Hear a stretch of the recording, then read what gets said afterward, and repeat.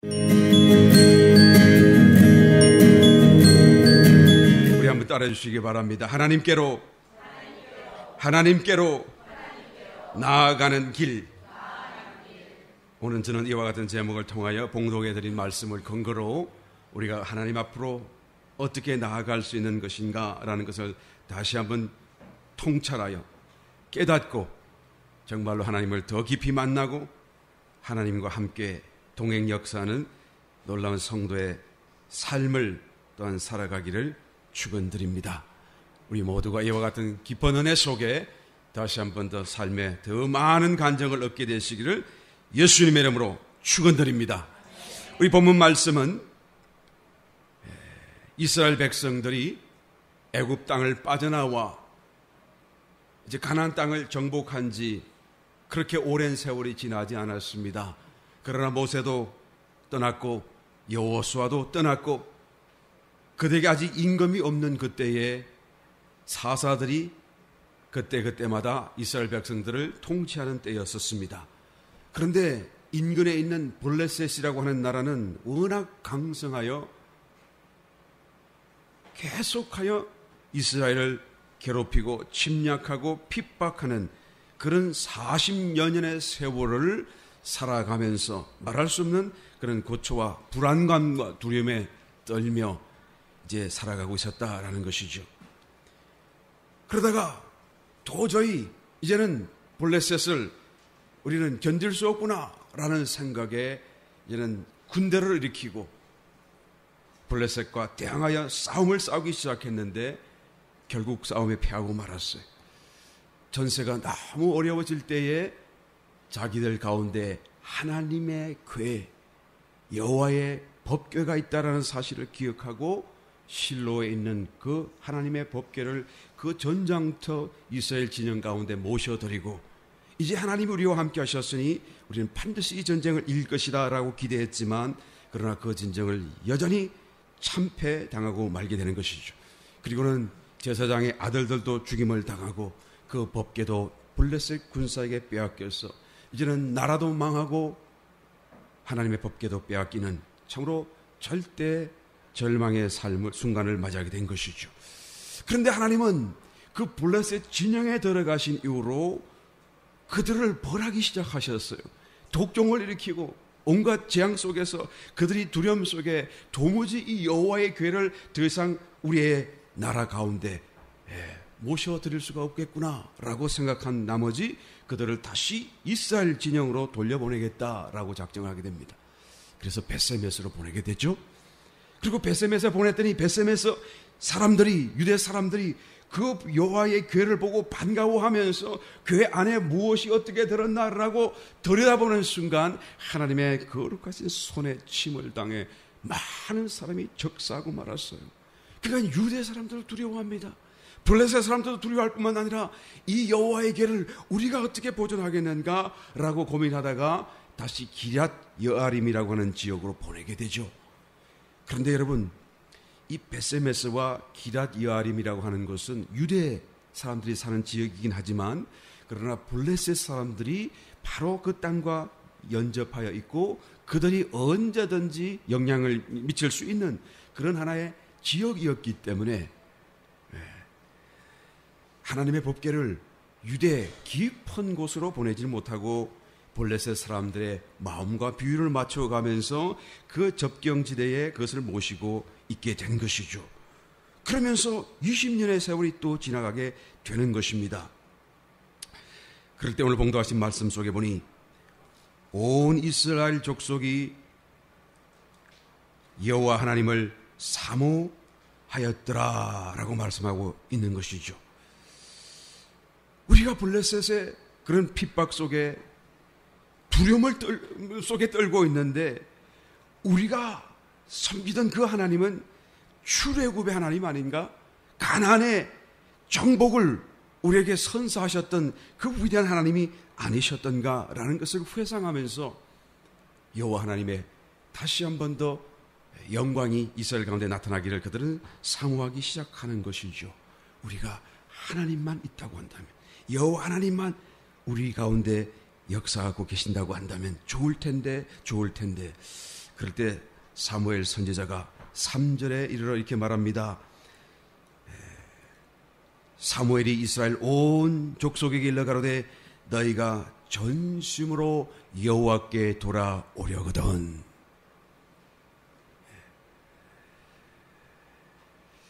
하나님이 그들 중에 돌아오셨음에도 불구하고 그들이 여전히 문제 속에서, 여전히 두려움 속에서 떨며 살아가고 있었다고 하는 것은 전심으로 여호와를 모셔드리지 않았기 때문이다, 그 말씀입니다.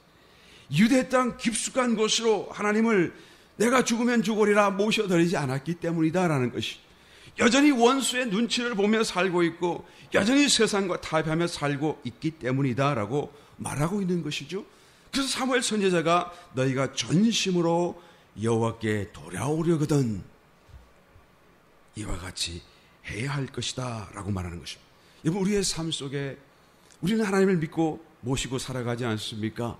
그럼에도 불구하고 문제가 일생하고, 정말로 그 문제가 된다고 한다면 문제가 문제이기 때문이 아니라 나에게 하나님이 부족하기 때문이다 라는 것을 우리는 알아야 될 것입니다.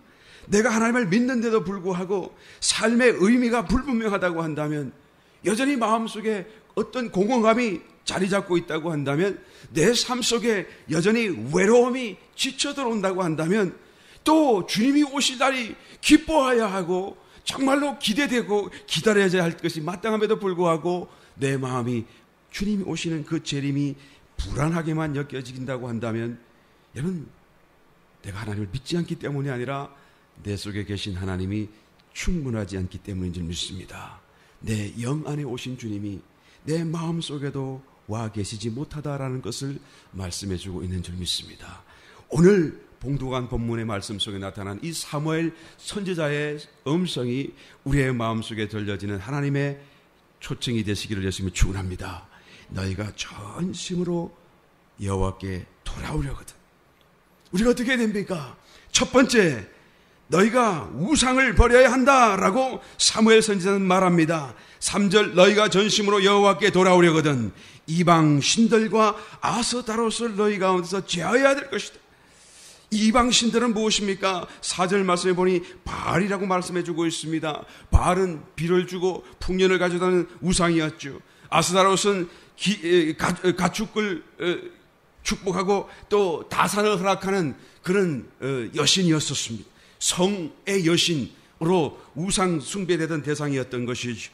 본래는 가나안 원주민들의 우상이었더랬는데 여호와 신앙이 점점 잊혀져 가고 흐려져 가는 가운데 이스라엘 백성들에게도 괜찮은 어떤 우상과 신으로서 주목되기 시작한 것이죠. 그들은 본래 광야 생활로 다져진 사람들인데 가나안 땅에 들어와 정착하면서 농경 생활을 시작하면서 이제는 불과 구름 기둥으로 인도하시던 그 하나님보다는 이제는 비를 내려주시고 풍년을 가져주고 다산을 허락하시는 그런 하나님이 더 좋더라라는 생각을 갖기 시작하는 것이죠.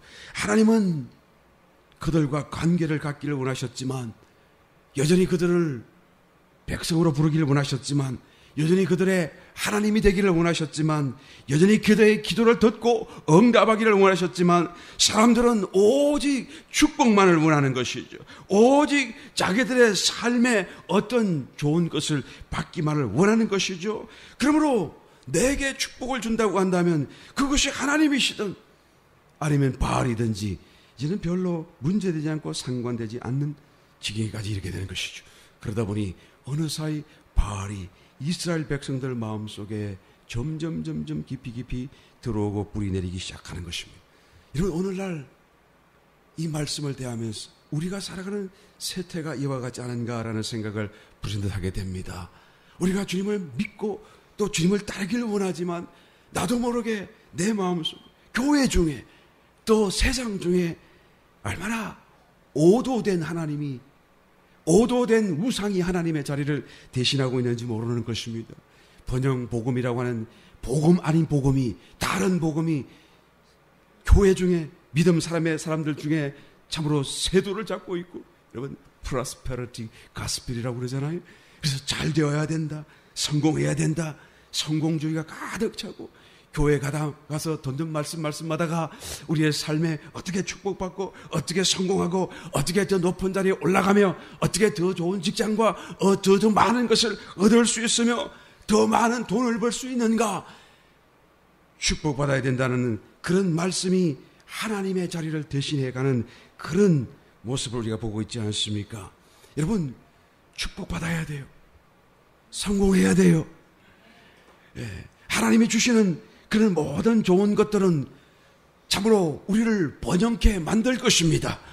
그러나 여러분, 그것이 하나님이 아니다 그 말. 하나님의 자리를 다른 어떤 것으로 대체하는 것은 그것이 바로 우상이 되고 만다라는 것이죠.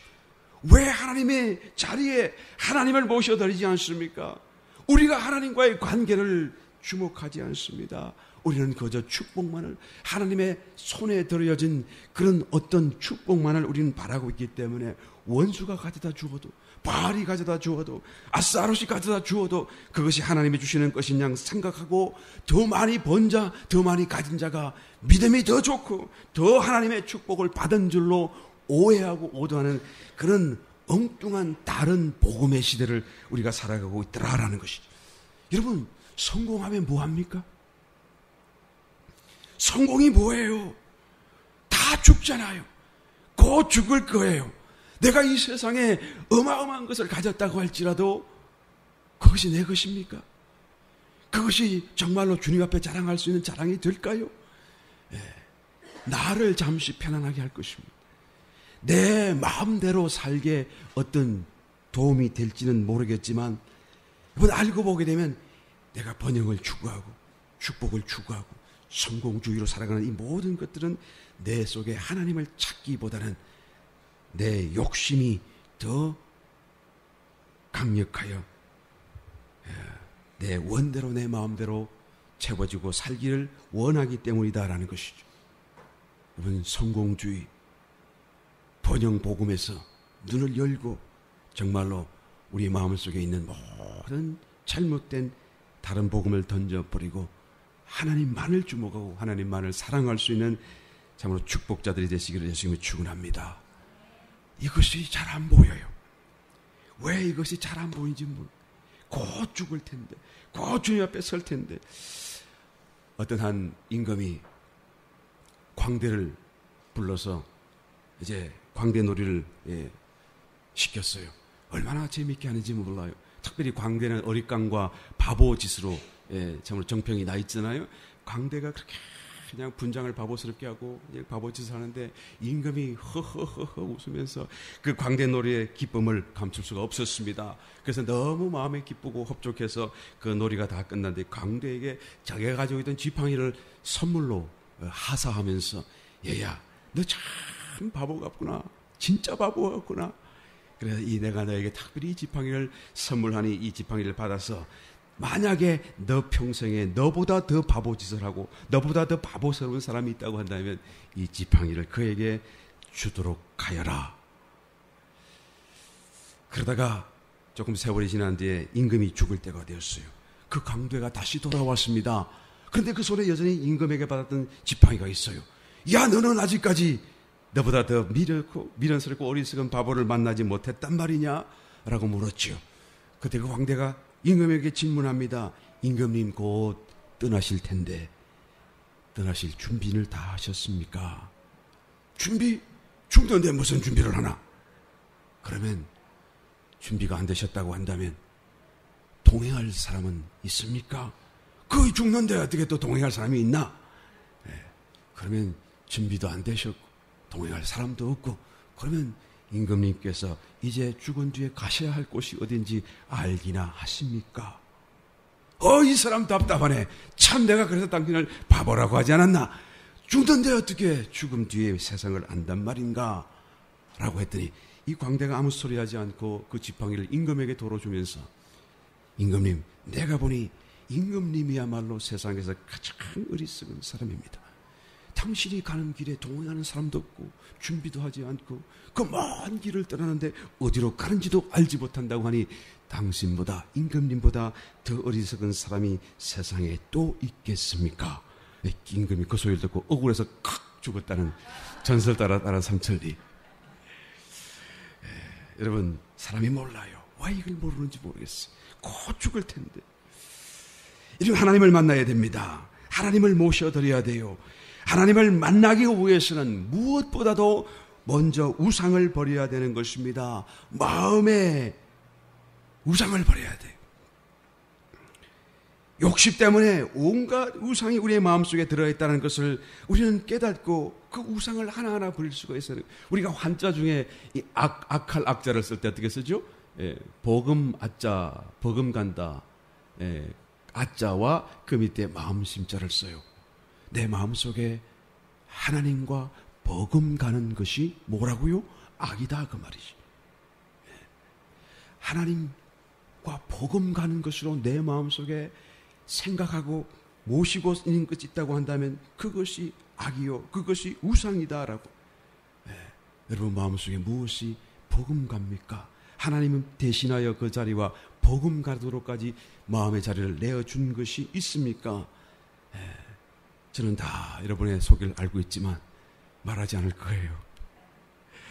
기도하면서 깨닫고 정말로 복음 가는 것을 내려놓을 수 있는 해방자가 되시기를 예수님으로 다시 한번 축원드립니다. 어떤 사람은 성경을 읽을 때, 여러분 성경은 하나님의 말씀이잖아요. 이 말씀을 통하여 하나님을 만나러 가는 거잖아요. 심지어 성경을 읽을 때조차도 마음을 비우지 않아요. 여러분 이 성경은 하나님의 말씀을 기록한 것입니다. 그러나 이 성경 자체로서 하나님은 아니에요. 잘 들으시길 바랍니다. 성경은 하나님의 말씀을 기록해 놓은 하나님의 것이지만 그 성경, 이 성경 자체가 하나님은 아니에요. 이 성경이 우리를 대신해 죽지 않았어요. 이 성경이 우리를 대신해 하늘로 올라가지 않았어요. 이 성경이 하나님 보좌 우편에 앉아 계시지 않다 그 말이에요. 이것은 하나님의 말씀이에요. 그러나 하나님은 아니에요. 이 말씀 속에 계시는 하나님을 우리는 말씀을 통하여 만나야 되는 것이죠. 우리가 말씀을 읽을 때마다 그 속에 살아계셔서 말씀하시는 하나님을 내가 만나야겠다는 생각으로, 자세로, 마음으로 이 말씀을 읽을 수 있어야 되는 것입니다. 그런데 우리는 어떻게 성경을 읽나요? 내 마음에 필요한 것들, 내 마음에 위로를 받기 위하여 위로를 줄 만한 말들, 내 마음속에 소망을 주는 말들, 내가 정말로 성공하기 위해서 어떻게 해야 할까? 1, 2, 3. 내가 말씀을 가려서 읽어요. 내가 말씀을 골라서 추려서 그 말씀만을 내가 주목하며 읽지는 않고 있느냐라는 것이죠. 여러분 물론 위로받아야 되고 소망을 줍니다. 하나님 우리에게 소망 주기를 원하시고 우리가 잘되고 축복받고 성공하기를 원하셔요. 그럼에도 불구하고 그것과 하나님을 대치할 수 없다 그 말. 우리가 하나님 말씀을 대할 때 하나님을 만나야 돼요. 우리의 마음 속에 욕심을 내려놓고 마음을 열어야 되고 하나님을 대체하는 그 어떤 우상도 우리가 다 내려놓을 때 우리가 하나님 말씀을 통하여 하나님을 만날 수 있습니다. 내가 무슨 말이든지 나를 위로받기 원했지만 하나님은 내 가슴을 더 치는 말씀으로 나에게 다가올 수도 있지 않겠어요? 그럼에도 불구하고 내가 그 말씀을 통하여 말씀하시는 하나님을 내가 만나기 원한다는 빈 마음, 열려진 마음, 깨끗한 마음으로 우리가 말씀을 대하기만 하면 반드시 하나님을 만날 것입니다. 하나님을 만날 수 있는 저와 여러분 되시기를 예수님의 축원드립니다. 두 번째로 사무엘 선지자는 말합니다. 너희가 전심으로 여호와께 돌아오려거든. 5절 말씀, 이하의 말씀을 읽어봅니다. 사무엘이 가로되 온 이스라엘은 미스바로 모이라. 내가 너희를 위하여 여호와께 기도하리라 하매 그들이 미스바에 모여 물을 길러 여호와 앞에 붓고 그날에 금식하고 거기서 가로되 우리가 여호와께 범죄하였나이다.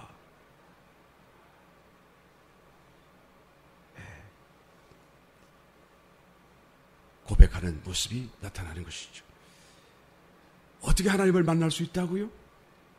금식하고 내가 하나님 앞에 범죄하였다라는 것을 깨닫는 그 순간 하나님은 다가오시는 것입니다.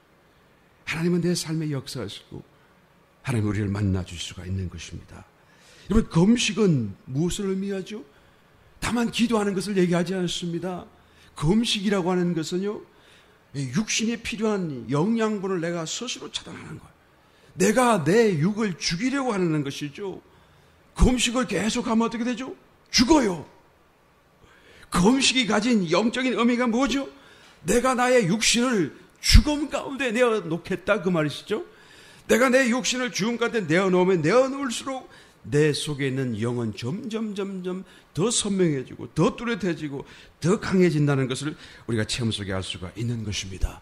그랬더니 이 사람들은 영이 아직 살지 못했음에도 불구하고 다만 육신을 죽이는 데 내어놓았기만 했었어도 그들은 깨달아지기를 죄가 죄인 것을 알게 되는 거예요. 내가 여호와께 범죄한 것을 알게 된 것이죠. 우리가 이제는 잘못이 없었고 우리는 하나님께 축복받았었어야 되는데 하나님이 우리를 축복하지 않았다라고 불평하며 살아왔던 그 백성들이 금식하다 보니까 깨달아지기를 육신만 죽였었어도 죄인인 것을 알게 된 거예요. 그래서 다 같이 입술로 우리가 하나님께 여호와께 범죄하였나이다 라고 고백하는 거예요. 여러분, 우리가 왜 하나님을 못 만날까요? 사실은 여러분, 죄가 우리와 하나님 사이를 가로막고 있기 때문인 것입니다. 이사야서 59장 1절 2절 말씀을 보게 되면 여호와의 손이 짧아 구원치 못하심도 아니요 귀가 둔하여 듣지 못하심도 아니라 오직 너희 죄악이 너희와 너희 하나님 사이를 내었고 너희 죄가 그 얼굴을 가리워서 너희를 듣지 않게 하신이다 라고 말하는 것입니다. 여러분, 우리가 하나님을 만나지도 느끼지도 못하는 이유가 어디에 있습니까? 죄 때문이다라고 말씀해주고 있는 것입니다. 우리가 이 죄를 깨닫지 못하기 때문에 죄를 회개할 생각을 하지 못해요.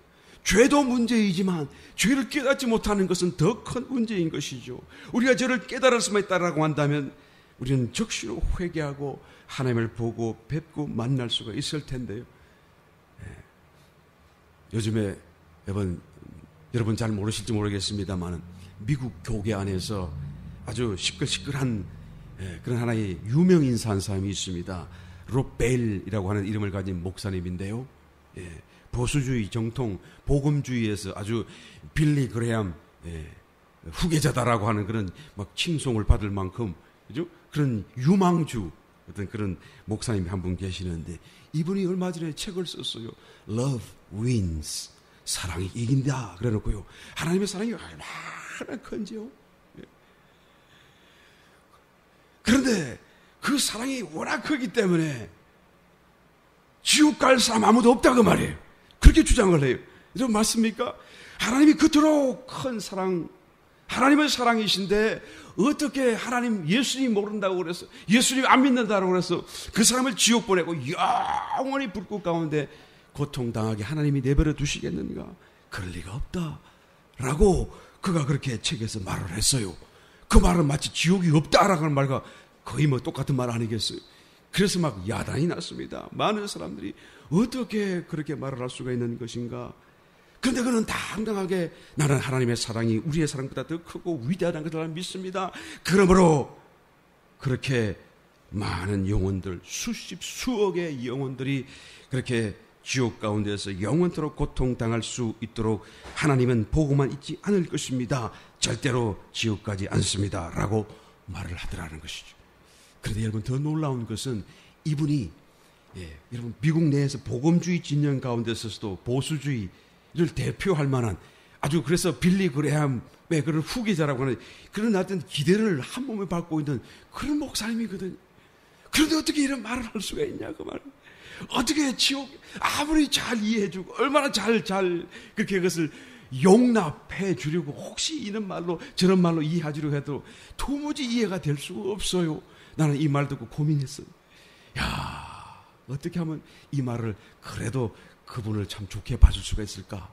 아직까지 해답을 얻지 못하겠어요.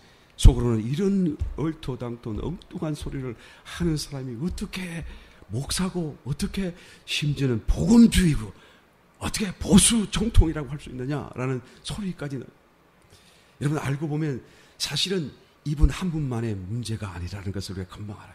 오늘날 우리가 살아가는 이 시대가 참으로 그런 시대이다라는 것을 우리가 다 느낄 것입니다. 누구를 믿어요? 어떤 교회를 믿을 수가 있나요? 저 사람 따라가면, 저 교회 따라가면 그러면 될 텐데 말할 수 있는 사람이 어디에 있어요? 그렇게 마음속에 저 사람만큼은 분명하다라고 믿었던 사람들조차도 알고 보니 이런저런 엉뚱한 소리에, 엉뚱한 그런 참으로 모습에 우리가 스스로 혼란스럽고 좌절을 느끼는 참으로 혼돈의 시대를 우리가 바야흐로 살아가고 있다는 것을 우리는 말하지 않을 수 없는 것입니다. 그러므로 누구를 2단, 누구를 3단 정지할 이유도 없고 필요도 없어요. 그래서 저들은 2단이고 저들은 3단이고 나는 2단이 아니어서 괜찮고 나는 3단이 아니어서 괜찮습니까? 내가 2단이 아니고 3단이 아닌 것으로 여러분 충분해요? 문제는 여러분 2단이 아니고 3단이 아닌 것이 중요한 것이 아니라 내 속에 정말로 하나님이 계신가 아닌가가 중요한 것입니다. 내가 정말 지금 이 순간에도 하나님과 함께 하나님의 길을 살아가고 있다는 확정이 내게도 있는가 없는가가 중요한 것이죠. 남을 탓할 수 없고 남을 기대할 수 없고. 여러분 어떻게 하나님을 만날 수 있습니까? 죄가 우리가 하나님 사이를 가로놓아져서 우리를 가로막고 있습니다. 이 죄인 줄 알아야 돼요. 깨달아야 돼요. 회개해야 돼요. 돌아서야 돼요. 죄가 죄인 줄로 내가 지금 깨달아지고 있는가라고 우리는 스스로에게 질문하지 않을 수가 없는 것입니다. 아니라고 한다면 우리는 금식해야 돼요. 다만 기도하는 것이 아니라 금식해야 돼요. 내 육신을 주님 앞에 내어드려야 되는 것입니다. 살인도 죄요, 강도도 죄요, 도둑질도 죄입니다만 내가 형제를 미워하는 것도 정말로 똑같은 사망의 죄인 것을 내가 느끼고 있는가라는 것입니다. 내가 그것을 못 느끼기 때문에 마음대로 미워하고 마음대로 험담하고 마음대로 비판하지 않습니다. 나는 그분 목사님을 비판하고 싶지 않아요. 그분이 잘되고 깨닫고 돌아서기를 원합니다. 그래서 더 많은, 한 명이라도 더 많은 주님의 사람이 일어나기를 원합니다. 안타까운 것은 그런 잘못된 생각이, 엉뚱한 오류가, 엄청난 오류가 끼칠 악한 영향력 때문에 안타까워. 또 그런 일들을 통해서 우리가 거울 삼아 우리가 우리의 삶을 되돌아서기를 위해서 말씀드리는 것이죠. 여러분, 형제를 미워하는 것도 죄예요. 한 걸음 더 나아가서 내가 형제를 온 마음으로 사랑하지 않는 것도 죄인 것을 여러분 느낍니까?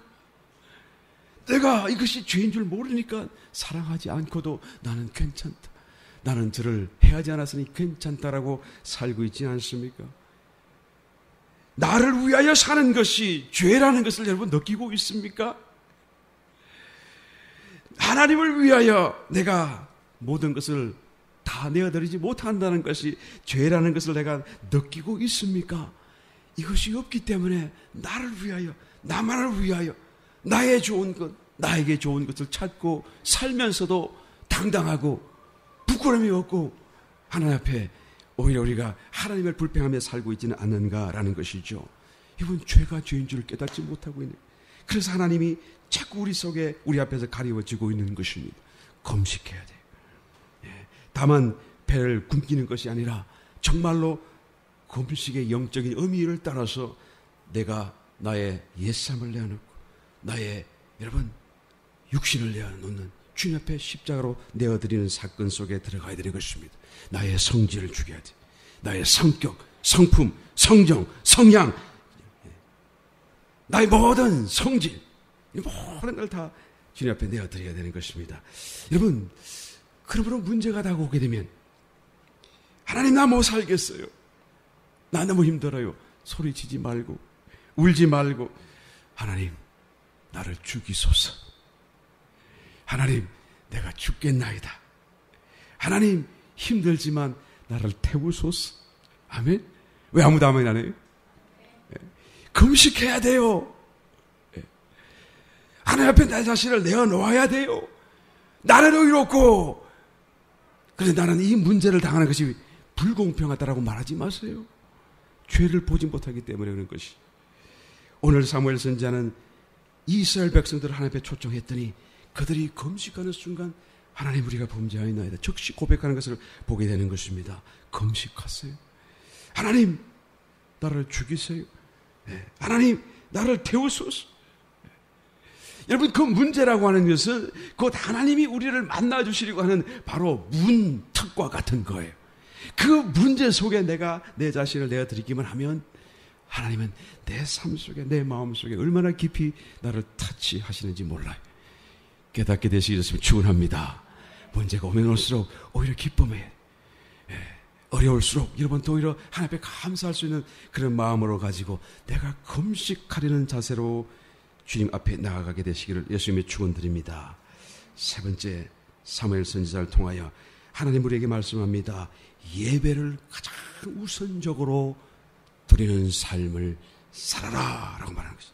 7절로부터 이하의 말씀 살펴봅니다. 이스라엘 자손이 미스바에 모였다함을 블레셋 사람이 듣고 그 방백들이 이스라엘을 치러 올라온지라. 이스라엘 자손이 듣고 블레셋 사람을 두려워하여 사무엘에게 이르되 당신은 우리를 위하여 우리 하나님 여호와께 쉬지 말고 부르짖어 우리를 블레셋 사람의 손에서 구원하시게 하소서.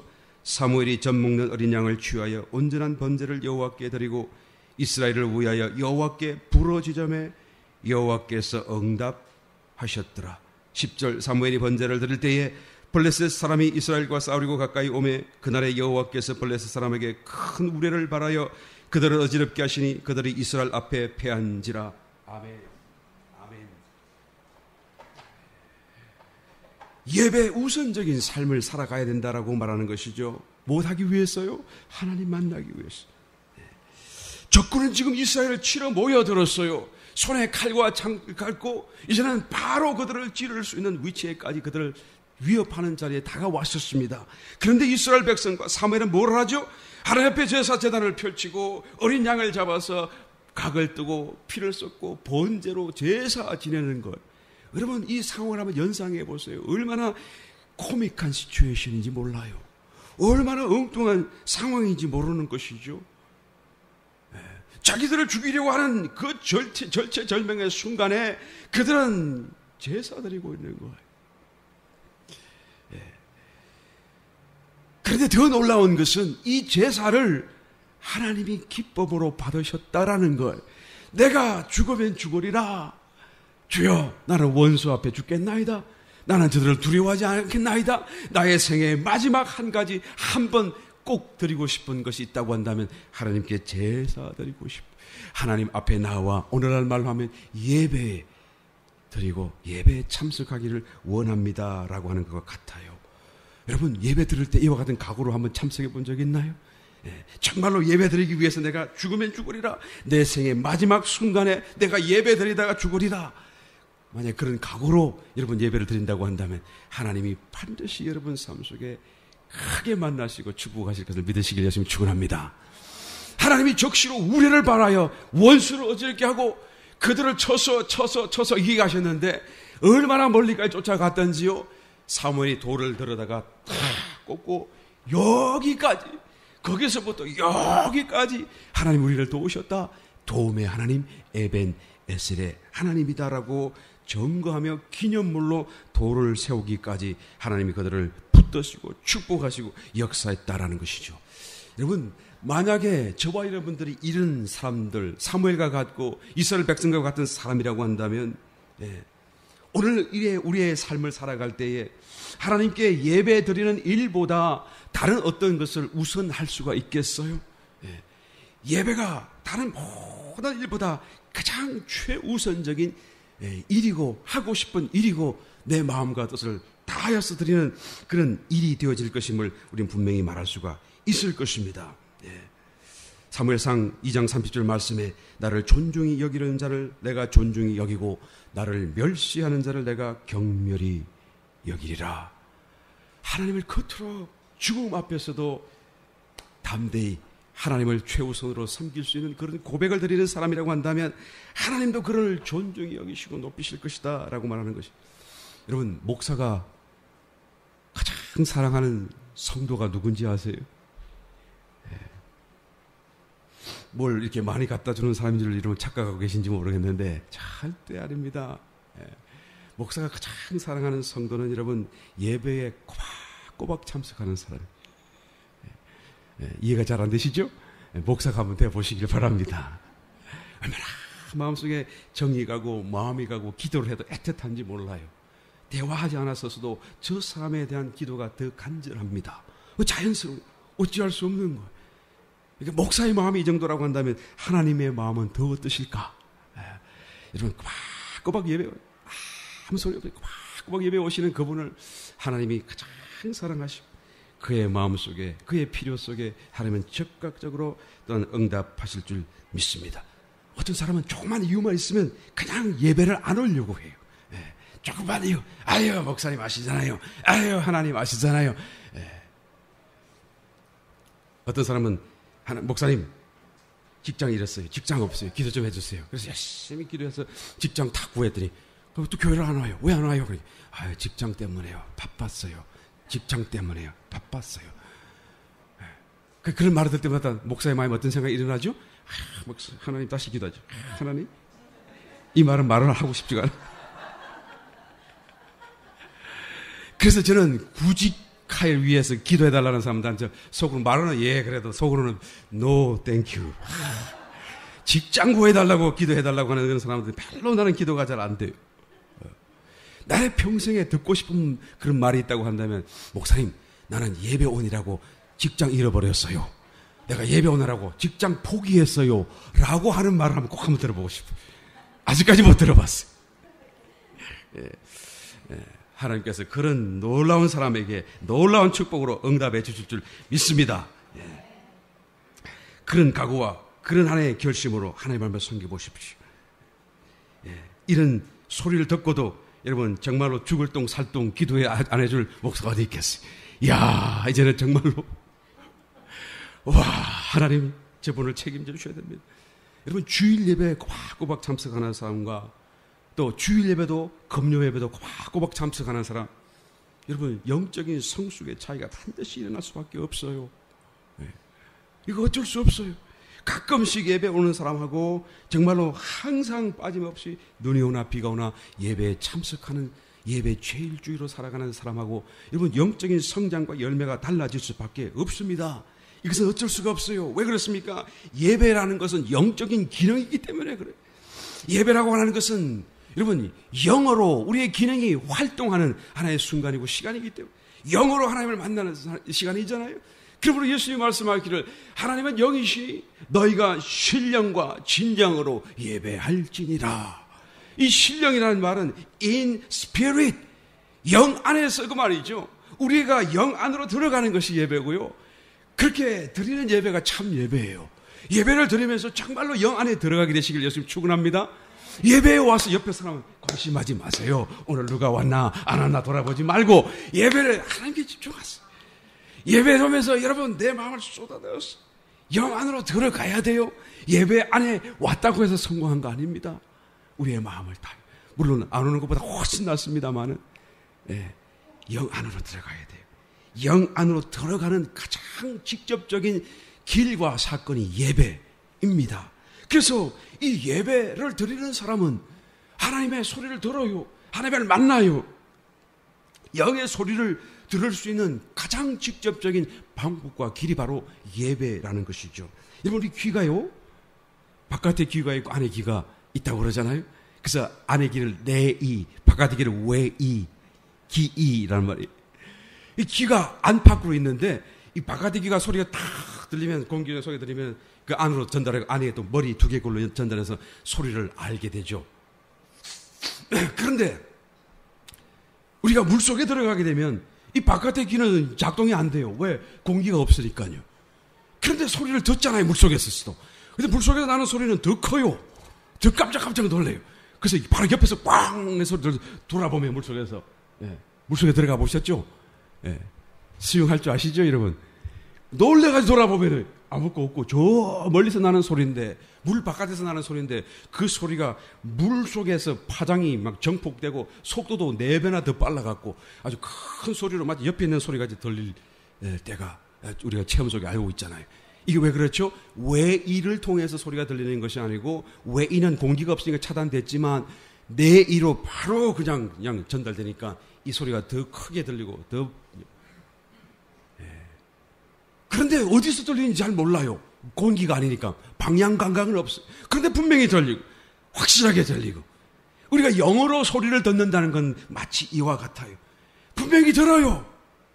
어디에서 난지 몰라요. 마음에서 난 건지 머릿속에 들린 건지 아니면 저 어디서 소리가 들린 건지 모르지만 소리가 들려요. 그래서 이 소리를 듣기 위해서 우리는 내 이를 사용하듯이 내 영을 사용할 수 있어야 되는 것입니다. 내가 내 영을 사용하는 것이 습관화되어지기만 한다고 한다면 우리가 우리의 삶 속에서도 하나님의 소리를 얼마나 자주 종종 듣는지 몰라. 억수같이 쏟아지는 비, 그 소리, 어떤 장엄한 하나님, 어떤 장엄한 위대하신 하나님을 느껴요. 하나님이 마치 그 자리에 와 있는 것 같아요.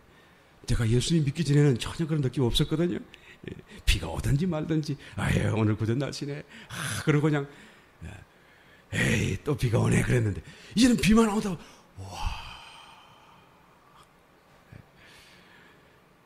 영의 소리가 들리더라고요. 여러분들도 들을 수 있어요. 어떻게 하면요? 예배 열심히 힘을 다해서 예배에 성공하게 되시기를 열심히 축원합니다. 비가 괴인 뒤에 땅에서 올라오는 모락모락 힘을 보고 올라오는 흙 냄새를 맡고 어떤 데는 황홀하다는 느낌이 들어요. 이 지상, 하나님이 만드신 이 지상에 발 디디고 사는 것조차도 이렇게 황홀하다고 한다면 하나님의 오염되지 않은 천성은 얼마나 위대할까, 얼마나 황홀할까라는 생각이 불현듯 들어서게 되는 것이죠. 길을 가다가 그런 것을 볼 때마다 내가 저 커브를 돌아서기만 하면 저곳에 혹시 주님이 서 계시지 않을까, 아니면 천사라도 계시지 않을까 라는 생각과 느낌이 올 정도로 말이지, 영의 어떤 느낌이 일어나는 것을 고백드리지 않을 수가 없는 것입니다. 하나님 만날 수 있어요. 아멘. 하나님 만나야 됩니다. 아멘. 하나님을 만나신 분은 더 만나게 되시기를 예수 이름으로 축원드립니다.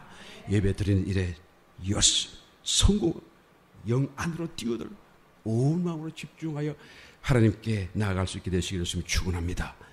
금식하세요. 다만 배를 굶기는 것이 아니라 육신을 죽이면서 하나님 앞에 내어드리세요. 우상을 마음속에서 제거하세요. 우리가 하나님을 정말로 온전히 만나기를 원한다고 한다면 오늘 이 사무엘 선지자의 부르심처럼 우리의 심령 속에 들려오는 주의 음성을 따라 순종하여 주님께서 예배하신 놀라운 축복을 우리 모두가 체험하고 소유할 수 있게 되시기를 다시 한번 예수 이름으로 축원드립니다. 아멘.